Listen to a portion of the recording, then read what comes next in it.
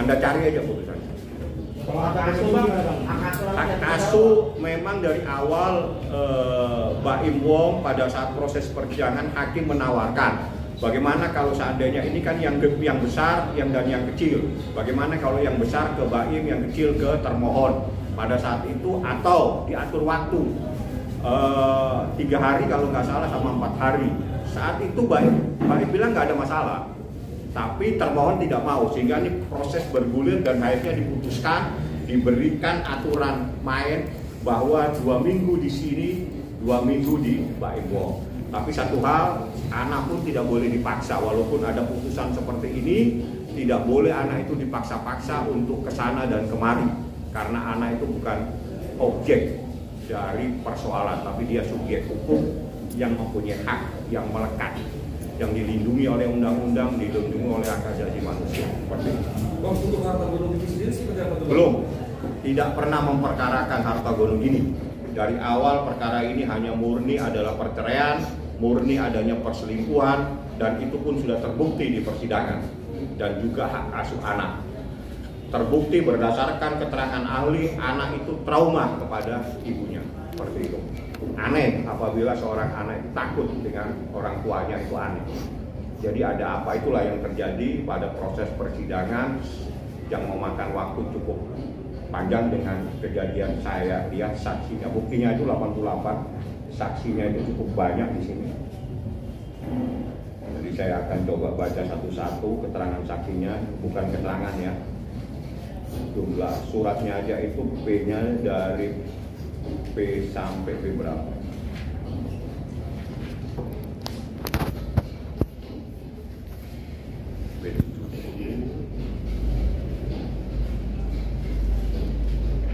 Sampai P86.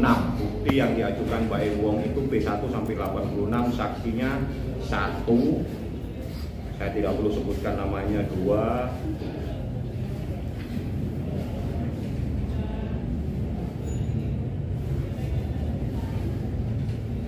3, 4, 5, 6, 7, 9, 8, 9. Ada ahli yang menyatakan anak trauma, ada ahli juga, ada ahlinya 3. Jadi saksi 9, saksi fakta itu 9, tambah ahli 3. Ya, itulah proses persidangan, dan alhamdulillah Baim sudah bersyukur proses ini sudah selesai dan terbukti apa yang dinyatakan sama Baim terjadi perselingkuhan itu terbukti di persidangan, dan itu adalah hasil daripada putusan ini. Bahasa putusannya itu nulus, artinya istri yang berhak kepada seorang suami, istri yang melakukan hal-hal tanpa sepengetahuan suami, itu namanya nulus. Mengenai nafkah tidak mutlak? Ya, itu tidak menjadi persoalan bagi Baim, itu bukan persoalan itu. Baim hanya konsen kepada anaknya, bagaimana anak ini selamat. Yang kedua, konsen bagaimana terbukti adanya perselingkuhan tersebut. Kalau uang itu bisa dicari, dan itu bukan problem Baim. Karena sebetulnya kalau melihat tuntutannya dia, tuntutannya banyak sekali. Ya, sekian miliar kalau nggak salah, ada sekian miliar, ada 600, ada sekian, saya nggak perlu membacakan. Dan gugatannya dia sebetulnya termohon itu minta anak itu ada tangan dia, dan biaya-biaya itu semuanya ada di tangan dia. Coba saya akan bacakan kalau Anda ingin mengetahui. Ya, dalam konvensi menetapkan hak asuh anak, ada tangan kepada termohon, ya, terus menghukum termohon untuk menyerahkan anak, menghukum untuk biaya apa ini? Setiap bulannya 80 juta, 20 juta, dan sekian, ada minta lagi 3 miliar kalau nggak salah ini. Nafkah Madia 800, nafkah mut'ah 300, 3 miliar, nafkah idah 600 juta. Ya. Dari semua ini tidak ada yang dikabulkan, hanya nafkah mut'ah aja ada pertimbangan majelis hakim, karena dia adalah istri, yaitu pertimbangan majelis hakim ya. Dan Baim tadi saya tanya, gak ada persoalan, yang penting terbukti adanya perselingkuhan, terbukti anak-anak itu dalam keadaan trauma, dan terbukti semua apa yang selama ini ada di dalam proses persidangan. Jadi yang disampaikan Baim pada proses tahun lalu itu adalah terbukti semuanya di dalam persidangan, dan yang berbicara itu putusan ini. Putusan ini yang menyatakan adanya perselingkuhan atau nuyus seperti itu ya. Bang, ada usaha lain yang untuk memiliki anak istri tidak memberikan ke orang ini? Tidak boleh. Pertanyaannya aja sudah salah. Pertanyaan melanggar hukum tidak akan saya jawab. Bang, terjadinya perselingkuhan sudah berapa lama Bang, dan dari tahun berapa? Tahun berapa Bang? Waduh, saya nggak ngapalin tahun. Yang jelas terbukti. Tidak penting. Tidak penting tahunnya. Yang penting terbuktinya. Ada seseorang laki-laki yang bukan muhrimnya berduaan di kamar, berduaan dengan istrinya. Itu yang terpenting, bukan harinya. Tapi terbuktinya adanya seseorang yang bukan muhrimnya berduaan. Hukum Islam itu ketat. Seorang istri itu nggak boleh berduaan dengan laki-laki yang bukan muhrimnya. Itu titik. Itu terjadi berapa kali Bang?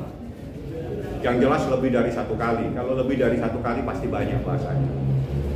Trauma anak itu gimana sih Bang? Trauma anak itu dari hasil pemeriksaan ahli yang menyatakan anak itu takut dengan seseorang, nangis, teriak dan sebagainya. Itu ada pendapat ahli di sini. Makanya kalau Anda bisa mendapatkan putusan ini, semuanya akan terungkap. Termasuk apa yang menjadi pertanyaan Anda. Saya kasih Anda pekerjaan rumah, Anda dapatkan putusan ini. Bang, tadi soal bisnis saya atas nama mereka berdua gitu, kira-kira gimana jadinya Bang? Ya sudah saya jawab, saya tidak ngurusi harta gonung ini. Saya hanya ngurusi perselingkuhan. Seandainya kedua anak itu. Kedua anak itu saya tanya Baim sekarang ada di mana. Karena saya nggak ngurusi anak, saya ngurusi hukum.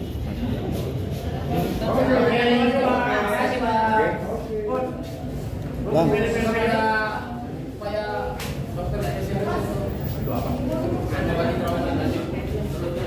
Sudah ada dokternya. Sudah ada. Bang, tadi Bang. Kira-kira boleh nggak? Di saat makanya anak itu jangan dijadikan objek. Anak itu harus dijadikan subjek. Bagaimana anak itu mau kepada kita, bukan dipaksa, dieksekusi dan sebagainya. Itu nggak baik ya.